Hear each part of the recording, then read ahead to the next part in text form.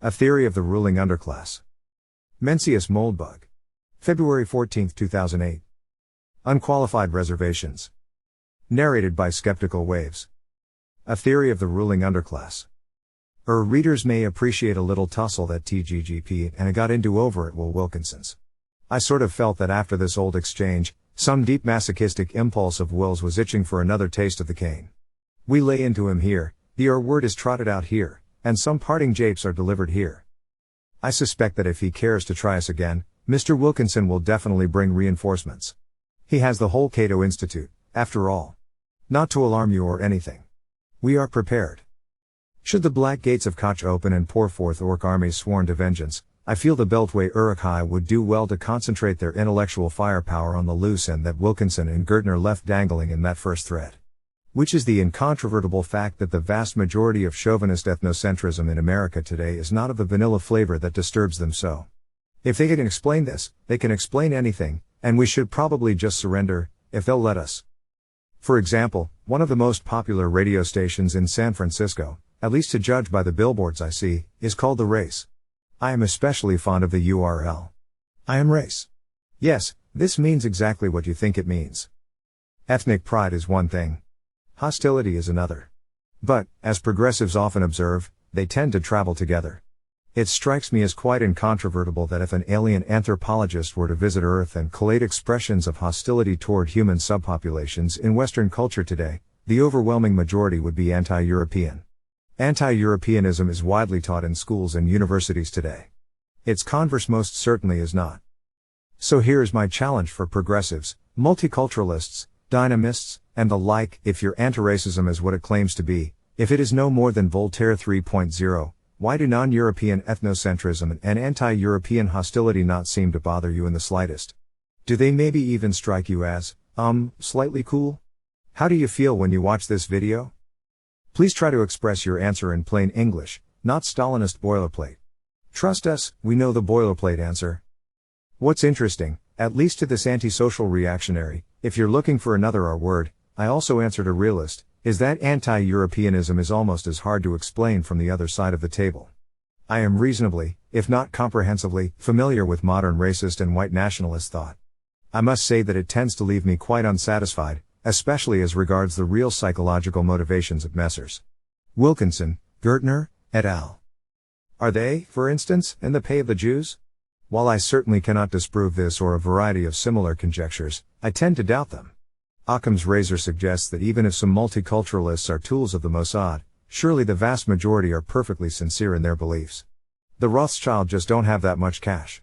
If we work under the assumption that our opponents believe exactly what they say, we should account for at least most of them. Then we can watch Stormfront go head-to-head with the Elders of Zion, which should be entertaining if nothing else. I have an explanation. You may not like it. Feel free to offer your own. Let's step back a few light years and imagine we are that alien anthropologist. Our special interest is in multi-tribal societies. We are interested in human cultures in which multiple groups coexist more or less peacefully, while retaining their identity as group members. As in all human societies, tribal identity is inherited by default. However, many cultures exhibit tribal mobility, so it is not as simple as that. Your tribe is just the set of people who see the world the same way you do, whom you are comfortable socializing with, and with whom you instinctively side in any conflict. What we're interested in today is the interaction between identity and power in multi-tribal societies. Perhaps in some such societies, tribes confront each other on the basis of perfect harmony and equality. In others, however, one tribe is dominant and another subordinate. For example, when we look at medieval Europe, it should be very easy to see that nobles are dominant, and villains, burghers, and such like trash are subordinate. When we look at the American South in 1840 or 1890 or 1930, it should be very easy to see that white people are dominant, and black people are subordinate. We are not attempting to determine the correct relationship between tribes, just their actual present relationship. Our goal is a test that works for any multi-tribal society, anywhere and anywhen. Let's call our tribes A and B. Which is the dominant tribe? A or B? Perhaps we could ask the following 5 questions. 1. Who is likely to be wealthier, a random A or a random B? 2. In physical conflicts between A's and B's, who is more likely to be the aggressor, the A or the B? 3. Given equivalent circumstances, is the judicial system more aggressive in punishing offenses of A's against B's, or vice versa? 4. Given equivalent circumstances, in economic competition between an A and a B, which is more likely to win? If you are looking for a government contract or position, an official distinction, an educational opportunity, etc., is it better to be an A or a B? 5. Is it more socially marginal for a B to be rude to an A, or an A to be rude to a B? Is it more likely that A's will insult all B's, or vice versa?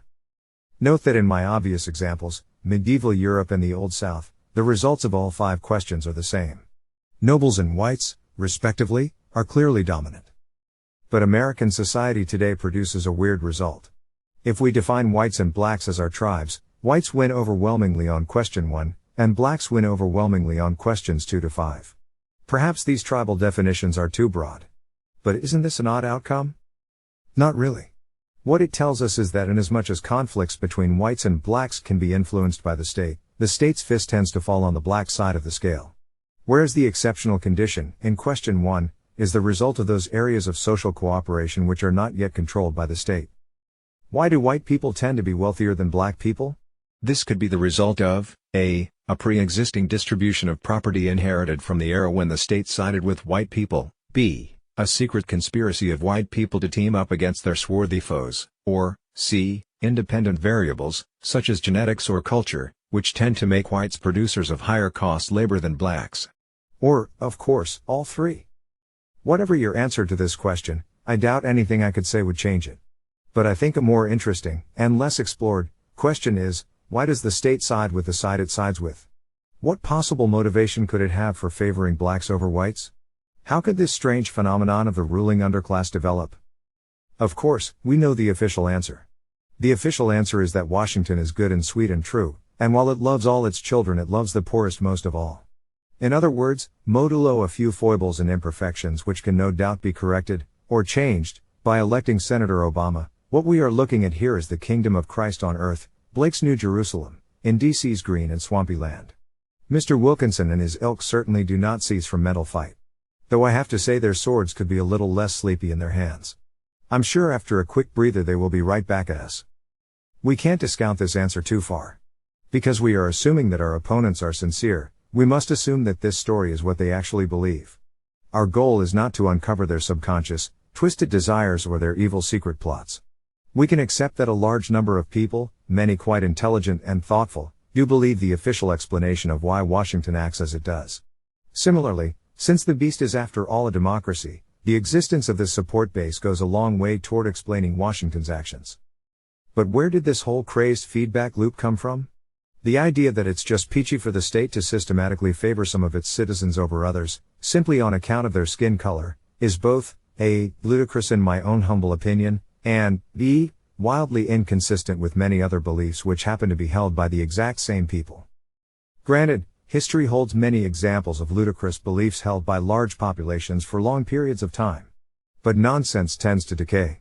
As I hope the linked discussions show, it does not do well on a level playing field with sanity. Yet if anything, the diversity movement is only tightening its grip. This story, though quite euphemistic, may provide some flavor. Maoist-style struggle sessions, albeit without the airplane position or forced agricultural labor, are becoming a routine part of young Americans' coming-of-age experience. Indoctrinating students to resist European chauvinism was one thing, perhaps even defensible in a Platonist sense. But that day is past.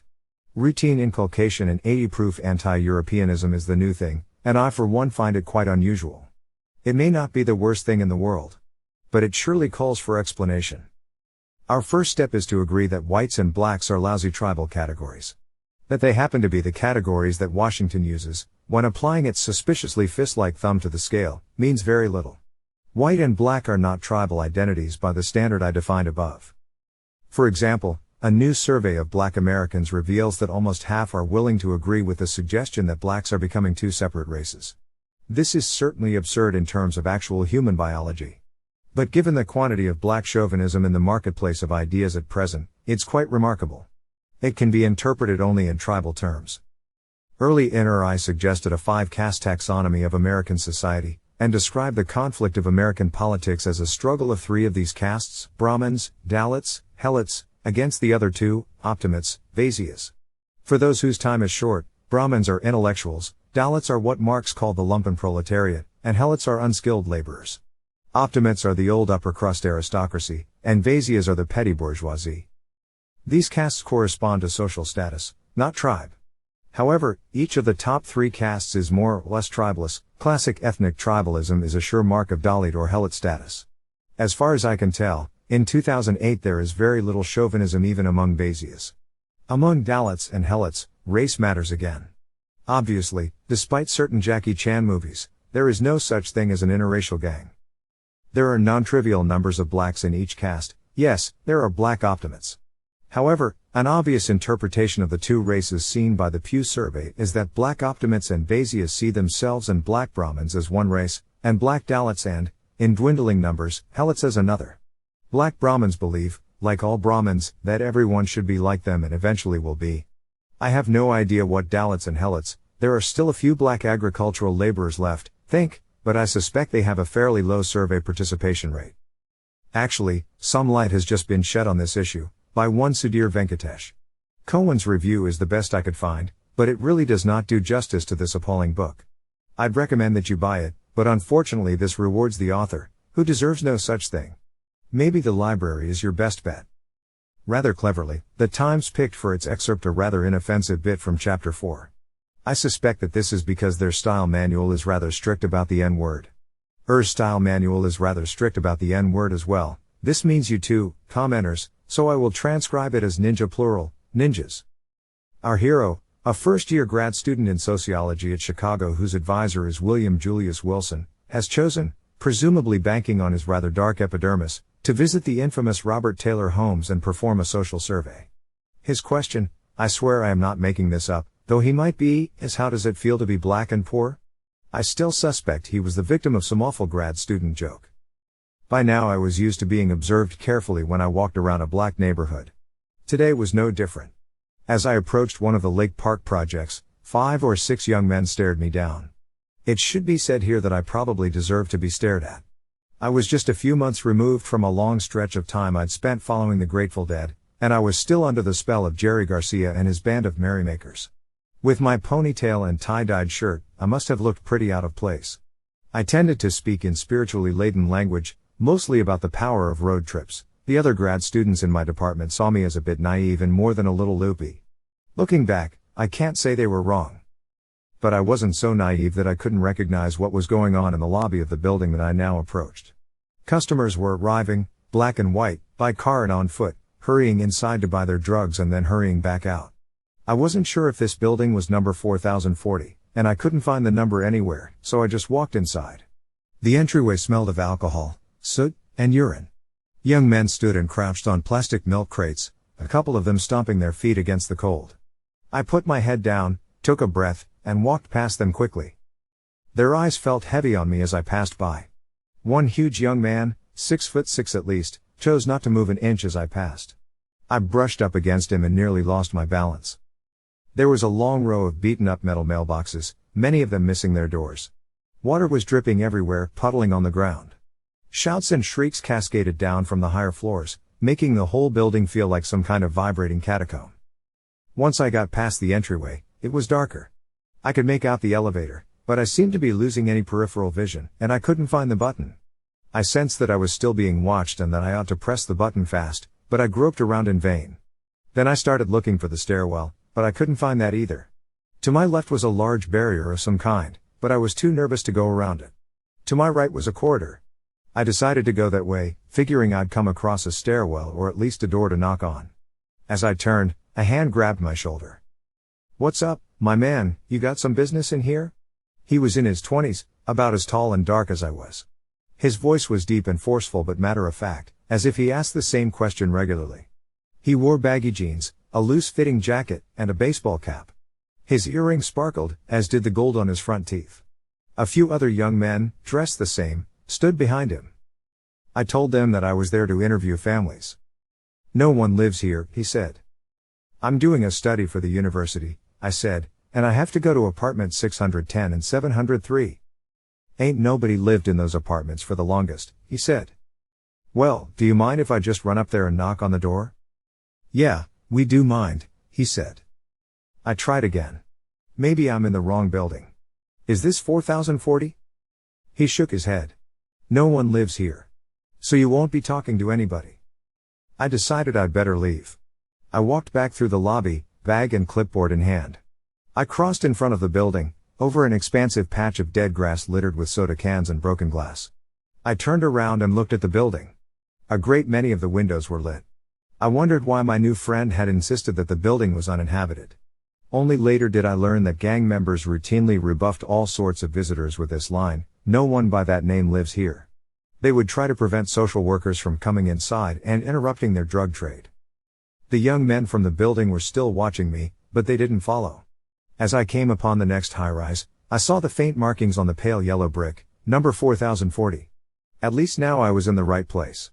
The lobby here was empty, so I quickly skirted past another set of distressed mailboxes and passed through another dank lobby. The elevator was missing entirely, there was a big cavity where the door should have been, and the walls were thick with graffiti. As I started to climb the stairs, the smell of urine was overpowering. On some floors the stairwells were dark, on others there was a muted glow. I walked up 4 flights, maybe 5, trying to keep count, and then I came upon a landing where a group of young men, high school age, were shooting dice for money.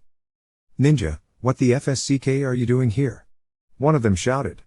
I tried to make out their faces, but in the fading light I could barely see a thing. I tried to explain, again.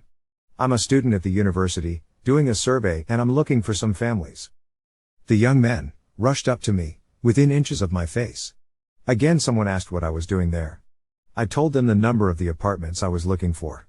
They told me that no one lived in the building.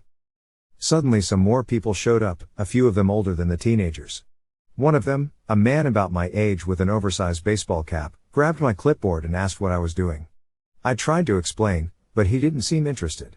He kept adjusting his too big hat as it fell over his face. "Julio over here says he's a student," he told everyone. His tone indicated he didn't believe me. Then he turned back to me. "Who do you represent?" "Represent?" I asked.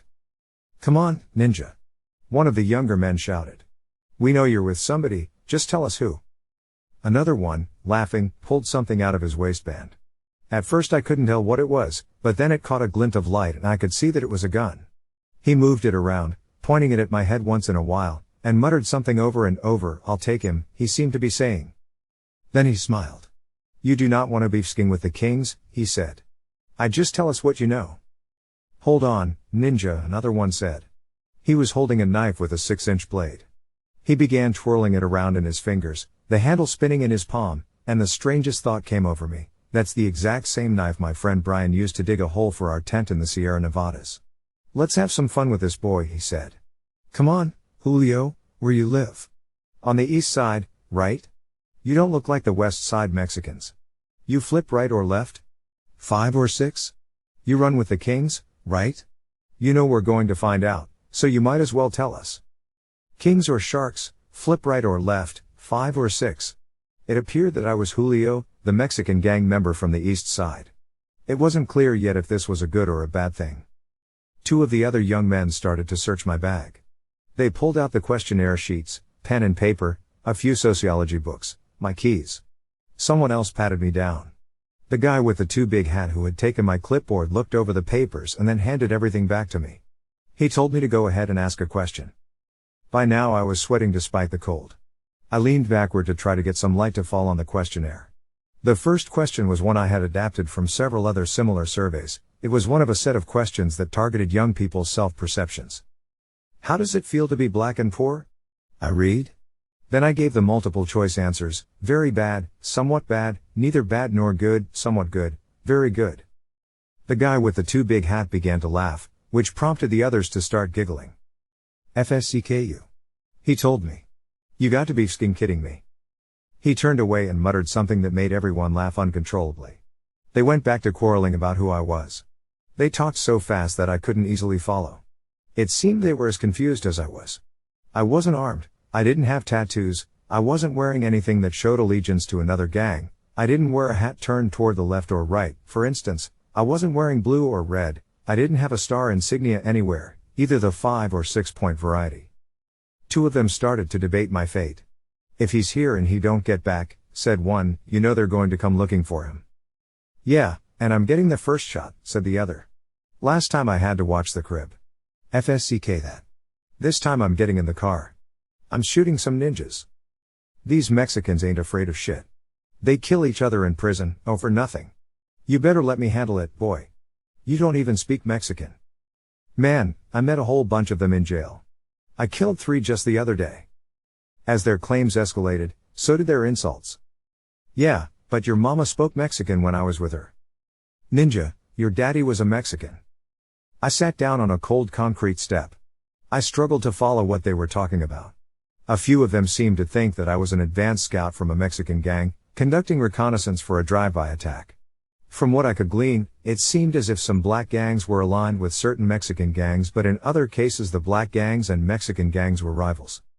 They stopped talking when a small entourage entered the stairwell. At the front was a large man, powerfully built but with a boyish face.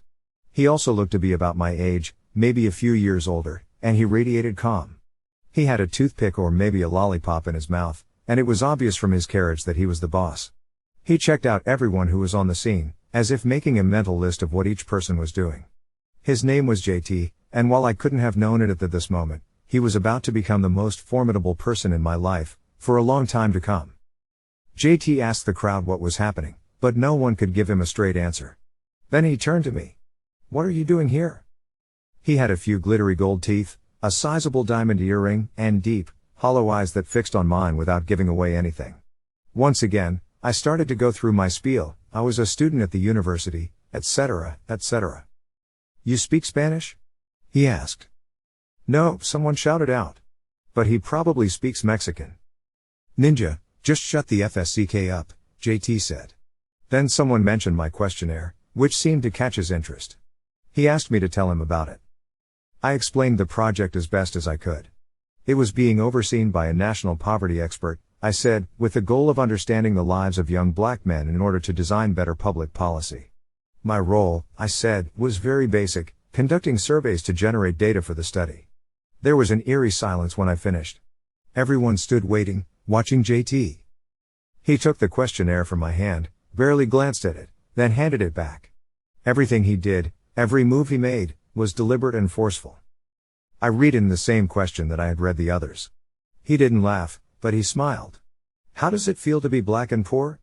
I'm not black, he answered, looking around at the others knowingly. Well, then, how does it feel to be African American and poor? I tried to sound apologetic, worried that I had offended him. I'm not African American either. I'm a ninja. Now I didn't know what to say. I certainly didn't feel comfortable asking him how it felt to be a ninja.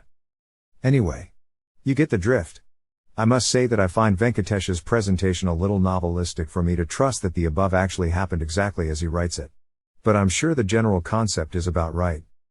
As the book goes on, and our hero spends more time with his new met idol, we learn that JT's crack gang, a chapter of the Black Kings, exercises all the traditional attributes of sovereignty over his turf in the homes. He collects taxes, defines laws, dispenses savage punishment, etc. He has a fairly good working relationship with the Chicago police, and with the matriarchal figures who interface with the housing authority.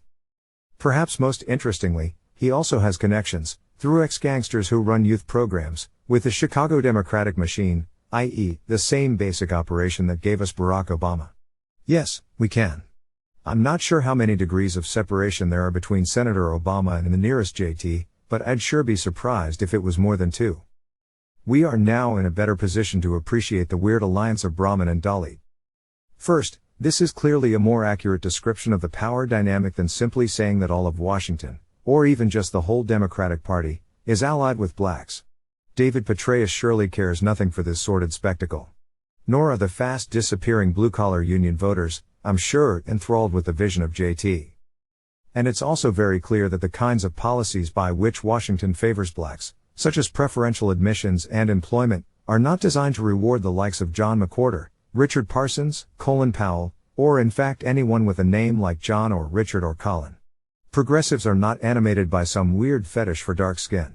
The fact that they cannot pay off Dalits without paying off all African Americans, Vaisya or Brahmin or even Optimate, clearly troubles them. Yes, I said pay off. What do you think we're talking about here, lawn tennis? Occam's razor, kids. Diversity is a mechanism by which a political party compensates its supporters, with the oldest rewards in the book, jobs and perks and rank. It's called patronage. It is evil, criminal, and corrupt. Everyone involved in this racial spoil system, black or white or blue or polka-dotted, should go directly to jail. And the intellectuals should, as Victor Klemperer put it. But why spoil the suspense? A nation mad over race, indeed. In fact, gang is not really the right word for the black kings and their like. It soft-pedals the problem. What we're looking at here is perhaps better defined as a militia. What's the difference between JT and Muqtada al-Sadr? One of them lives in Iraq. It's actually even worse than that. Besides the fact that they are both tribal chauvinist criminal militias, and they both discharge their weapons in the urban sidearm position, the BKs and the Jaish al-Mahdi have something else in common. While they have plenty of guns and plenty of people willing to use them, neither is militarily capable of resisting an actual modern army. They are not true sovereigns. They are dependents, puppet states, in a sense. Since the entire planet is at least nominally controlled by actual modern armies, no such militia can exist without a political protector. And in fact, there is exactly one political organization which prevents the military destruction of both the BKs and the JAM. I don't think we need two guesses as to what organization that might be. But in case there's any doubt, here's the reliably egregious Barbara Ehrenreich, on our back cover. Gang leader for a day is not another voyeuristic look into the supposedly tawdry, disorganized life of the black poor. Venkatesh entered the Chicago gang world at the height of the crack epidemic, and what he found was a tightly organized community, held together by friendship and compassion as well as force. I couldn't stop reading and ended up loving this brave, reckless young scholar, as well as the gang leader JT, who has to be one of the greatest characters ever to emerge from something that could be called sociological research. Gentlemen, I rest my skin case. So this is the Brahmin-Dalit alliance. Perhaps the most sordid and cynical partnership since Molotov and Ribbentrop clinked over Stoli and mums, all dressed up in robes of love, screamed into the heads of Yale freshmen, and caroled on YouTube by the composer who brought us my humps. Yes, we can. Bring it on, bitches. But wait. We've seen what JT gets out of the deal, money and security. A lot of government checks end up in his pocket, but what do the progressives get out of their Machiavellian pact with barbarism, murder and urine-soaked hallways? What could be worth this opprobrium? Well, first, we have to ask, what opprobrium? I actually had an interesting experience with my attempts to review Gang Leader for a Day. My goal was to answer the following question: did Venkatesh change the name of his gang? Or is there actually an actual organization in Chicago called the Black Kings? I think there is, but I am not quite sure. If you try to Google, you'll see that almost every searchable reference to the Black Kings gives us Venkatesh's book. Eventually I found this link. Who Run Chicago? Indeed. Note that the 5-point star also makes its appearance. Reproducible results, boys and girls. Social science at its finest. But clearly, our beloved official press, the people we call responsible journalists, have much more interesting things to write about than the racist militias which have conquered and devastated much of Chicago. Not to mention pretty much all of Detroit. Skrs. I know I am starting to sound like the devil, but really. All these people need to be in jail. Every last one of them. Can you say operation legale, boys and girls? I knew you could. But I haven't answered the question. Why this affection? Why are progressives so deeply fond of their friends, the Dalits? Venkatesh is a little more circumspect than Ehrenreich. But still, when he describes his meeting with JT, you sense a kind of vibe. It's not sexual. But it almost is. JT exudes a wave of power, of leadership and stability and pure masculine strength, and Venkatesh is definitely feeling it. It's actually quite reminiscent of the way Albert Speer, in his memoir, talks about his patron. As Speer put it, one seldom recognizes the devil when he has his hand on your shoulder. In the Brahmin-Dalit alliance, it's not quite clear whose hand is on whose shoulder. But the adversary is definitely in the building. If the Robert Taylor homes aren't hell, what is? Imagine if, say, Jonah Goldberg, had this kind of relationship with the Aryan Brotherhood. The great lie of the American political system today is that it's symmetrical. There is no symmetry between progressives and conservatives. They have roughly the same relationship that Coco the gorilla had with her pet cats. What the Dalit Alliance gives progressives is more than just a vote bank. This term is one of the few good products of Indian politics since the Raj. It should be much more widely known. What the Dalits are is muscle, a militia, a mob. And if you don't think that a paramilitary gang is an asset for a political party, your friends in the universities have not educated you well. Historically, democracies in which parties have no muscle at all are very much the exception. I'm sure JT and his muscle boys would get along perfectly with Milo and Clodius, for example. Did I mention the universities? Oh no. We aren't done here. If you can stand to read blue text on black, take a look at this letter. If you can't bear it, at least scroll to the end. Up against the wall, mothersker. This is a stick-up. Why do you think the universities are full of progressives? If you are a progressive, it is because universities are truth machines and progressives speak the truth. Indeed, they speak truth to power. Or is it the other way around? Sometimes I wonder. Mark Rudd stayed expelled, and perhaps to his credit he put his semtex where his mouth was and became a terrorist. He did no time for any of his crimes. Like so many of his Cultural Revolution co-conspirators, he is now an elder statesman of the progressive movement, much sought after for interviews. Grayson Kirk managed to last another 6 months at Columbia before he was forced out, which may be the longest that any university held out against the revolution. The old line establishment was doomed everywhere. What was it going to do? Call up Bull Connor and ask to borrow some of his police dogs? These days Leroy Jones goes, of course, by Amiri Baraka, and as for Columbia it now plays home to Venkatesh himself. We are talking about real power here. In a democracy, the state is guided by public opinion. Who guides public opinion guides the state. Who guides public opinion? Journalists and teachers. And who guides them? Well, Columbia for one. Rocket science it ain't. As Tom Hayden put it in the Port Huron statement. From where else can power and vision be summoned? We believe that the universities are an overlooked seat of influence. First, the university is located in a permanent position of social influence. Its educational function makes it indispensable and automatically makes it a crucial institution in the formation of social attitudes. Second, in an unbelievably complicated world, it is the central institution for organizing, evaluating, and transmitting knowledge. Third, the extent to which academic resources presently is used to buttress immoral social practice is revealed first, by the extent to which defense contracts make the universities engineers of the arms race.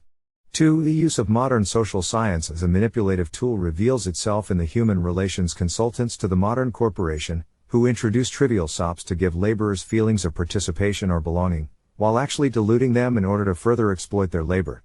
And, of course, the use of motivational research is already infamous as a manipulative aspect of American politics.